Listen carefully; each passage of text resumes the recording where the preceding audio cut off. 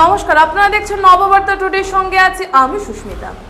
বন্যায় ভাসছে করিমগঞ্জ জেলার বহু গ্রাম, অনেকের ঘরবাড়ি তলিয়ে গেছে বন্যার জলে। গৃহহীন মানুষেরা শেষে আশ্রয় নিয়েছেন বিভিন্ন শিবিরে। এসব বন্যার্ত মানুষের পাশে দাঁড়িয়ে সাহায্যের হাত বাড়িয়ে দিয়েছে প্রয়াস এনজিও।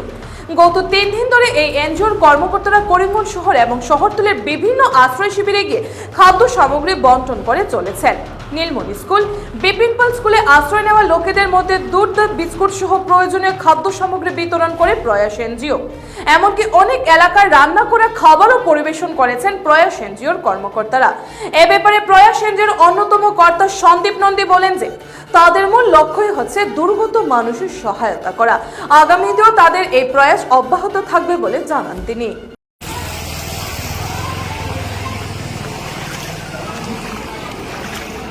আজকে আমরা সব বাইরা মিলিয়া এখানে আমরা জানেন তো করিমগঞ্জে এবং আমরা পুরা বরাক উপত্যকা বন্যার ভয়াবহ রূপ ধারণ করছি। তো আমরা কালকের থেকে আমরা বিভিন্ন সেন্টারে যাইলাম, রিলিফ ক্যাম্পে যাইলাম, বিভিন্ন মানুষের বিভিন্ন অসুবিধা আছে।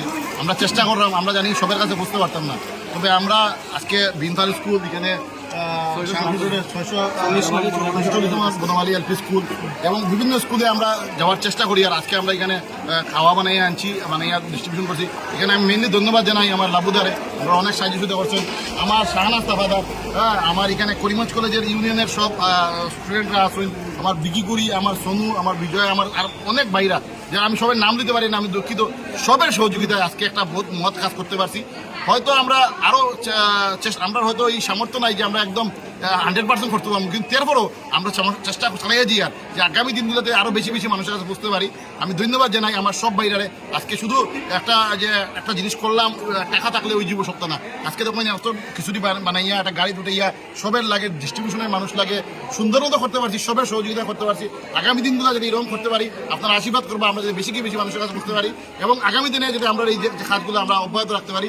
আর করিমগঞ্জবাসীর আশীর্বাদ চাই আর প্রার্থনা চাই, দোয়া করতে, যাতে আমরা সব যাতে সুন্দর মতো আমরা এক হইয়া মানুষের সেবা করতে পারি এবং মানুষের সেবা যদি আমরা করতে পারি, আশা করি মানুষ আমরা আশীর্বাদে আরও বেশি করতে পারবো। বিগত দিন থেকে আমরা করিয়ে আর এবং আগামীতেও করিয়ে যাব।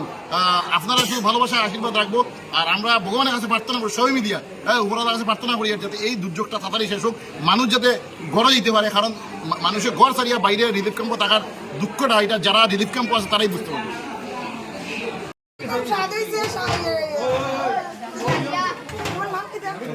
সন্দীপ নন্দী কিছু একটা আয়োজন করছে, সব বাচ্চা ফুলাবান আমার বাচ্চারার মতন কম স্নেহ ভালোবাসা দিয়ে ওরা জীবনটা আরো উজ্জ্বল আলোকিত হয়ে উঠুক। আমাদের জীবন সবসময় ওরা করতে পারে।